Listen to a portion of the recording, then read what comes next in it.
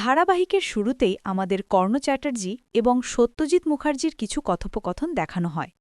সেখানে কর্ণ চ্যাটার্জি সত্যজিৎ মুখার্জিকে জানায় তার ছেলে বাইরে বের হয়ে আসবে এবং তার উপলক্ষে তিনি অনেক বড় সেলিব্রেশন করবেন, পুরো বাড়ি আলো দিয়ে সাজাবেন, আর সেদিন তিনি তটিনীকে এখানে কোনোভাবেই দেখতে চান না।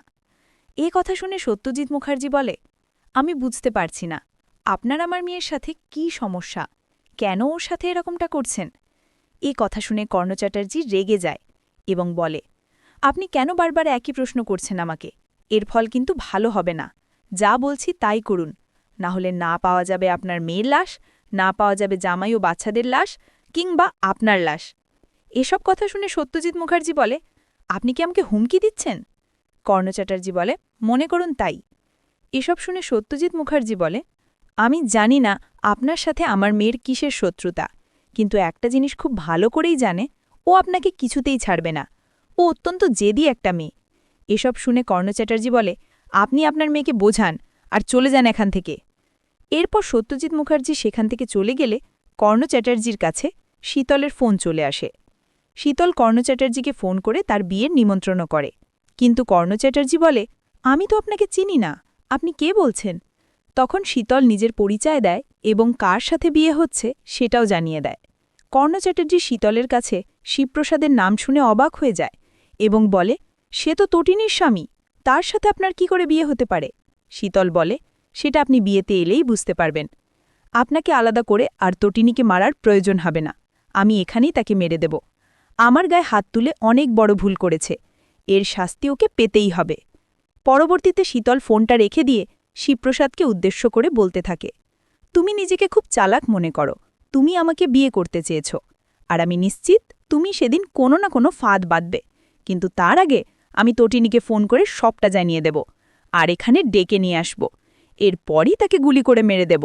এমনকি তোমাকেও মরতে হবে শিবপ্রসাদ, বিয়ের দিনে আমি বিধবা হব। শীতল যখন এসব কথা বলছিল তখন বলরাম মাইক্রোফোনের মাধ্যমে সবকিছুই শুনতে পাচ্ছিল। পরবর্তীতে বলরাম শিবপ্রসাদকে ফোন করে সবটা জানিয়ে দেয়। তখন শিবপ্রসাদ বলে, শীতল যাই প্ল্যান করুক না কেন কিছু করতে পারবে না, তার আগে আমি অন্য ব্যবস্থা করব। শিবপ্রসাদের সাথে বলরামের কথা শেষ হওয়ার পর শিবপ্রসাদ বলতে থাকে, তটিনী, তোমারও স্টেটমেন্ট লাগবে। তোমার সাথে কর্ণ চ্যাটার্জির সমস্যাটা কোথায় এটা তোমার নিজের মুখে বলতেই হবে। এরপর তটিনী শিবপ্রসাদের কাছে আসে এবং জানতে চায় কে ফোন করেছে। তখন শিবপ্রসাদ জানায় ক্লায়েন্ট ফোন করেছে। পরবর্তীতে তটিনী শিবপ্রসাদকে তার বালার কথা জিজ্ঞেস করে, সেটা কবে এনে দেবে? শিবপ্রসাদ বলে ২-১ দিনের মধ্যে সেটা পেয়ে যাবে। এরপর তটিনী কালীপুজো নিয়ে কিছুটা প্ল্যানিং করে এবং তার ব্লাউজ আনা হয়নি সেটা শিবপ্রসাদকে জানায়।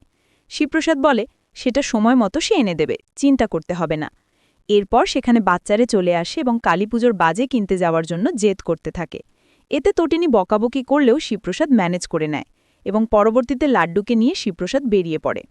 শিবপ্রসাদ চলে যাওয়ার পর তটিনী স্বর্ণের দোকানে ফোন করে এবং তার হাতের বালার সম্পর্কে জানতে চায় সেটা ঠিক করা হয়েছে কিনা।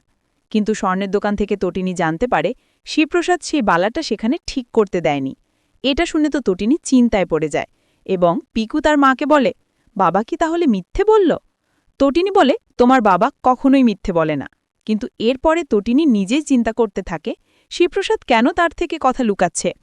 পরের সিনে আমাদের মুখার্জি বাড়িতে দেখানো হয়। সেখানে আরাধ্যা সেজেগুজে নন্দিনীর সামনে হাজির হয়। এটা দেখে তো নন্দিনী অবাক হয়ে যায়।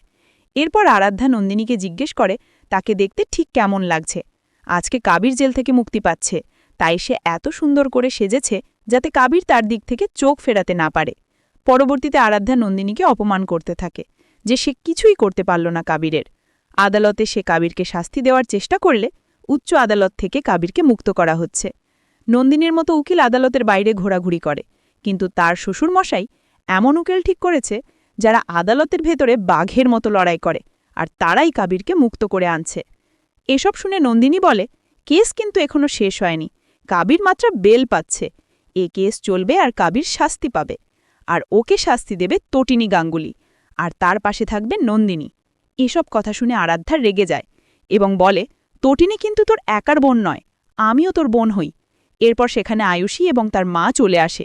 তারা আরাধ্যাকে বলে, এসব কথা নন্দিনীকে বলে কোনো লাভ নেই, আজকে আরাধ্যার খুশির দিন, তাই যেন এসব সে না ভাবে। আয়ুষী নন্দিনীকে উদ্দেশ্য করে বলে, আমি বুঝতে পারছি না অন্যরা কেন জেলাস হচ্ছে। সবাই তো আর সুখে সংসার করতে পারে না। সেই সময় সেখানে দীপালি চলে আসে এবং বলে, একদম ঠিক বলেছিস, কিন্তু আমার মেয়ে তটিনী সুখে আছে, ও সংসার করতে জানে। আর ওই কাবিরের জেল হবেই। আইন তোর বাবার বিজনেস নয়। ঠিক সেই সময় সেখানে জিৎ মুখার্জি আসে এবং বলে, একদম ঠিক বলেছ, কিন্তু আমি আমার মেয়েকে তো বোঝাতেই পারছি না, সে আমার কোনো কথা শুনছে না। এরপর জিৎ মুখার্জি আবারও আরাধ্যাকে বলে সে কবিরের সাথে তার ডিভোর্স করিয়ে দেবে। কিন্তু আরাধ্যা তখন বলে, আমি ছোটদি ভাইয়ের থেকে একটা জিনিস শিখেছি, কি করে স্বামীর হাত আঁকড়ে ধরে রাখতে হয়। আর আমি কাদেরের হাত আঁকড়ে ধরে রেখেছি, কিছুতেই ছাড়ব না। তোমরা হাজার চেষ্টা করলেও আমার ডিভোর্স করাতে পারবে না। আমি ওকে ভালোবেসেছি, ওর জন্য আমি জীবন নিয়ে জুয়া খেলেছি। এসব কথা শোনার পর নন্দিনী বলে, কাবির কিছুতেই ভালো হবে না। তখন আরাধ্যা বলে, সে ভালো হবেই। শেষ সিনে আরাধ্যা লহরী চ্যাটার্জিকে ফোন করে এবং তাকে জানায় আজকে কাবির বেল পাচ্ছে। এ কথা তো শুনে লহরী খুশি হয়ে যায়। পরবর্তীতে আরাধ্যা লহরীকে বলে সে যেন বাড়িতে ফিরে আসে। কাবিরের প্রয়োজন তার মাকে। একমাত্র লহরী পারে কাবিরকে ঠিক পথে নিয়ে আসতে, নতুন করে সব শেখাতে। আরাধ্যা বলে, আপনি তো ওর মা, এছাড়াও আপনি প্রিন্সিপাল।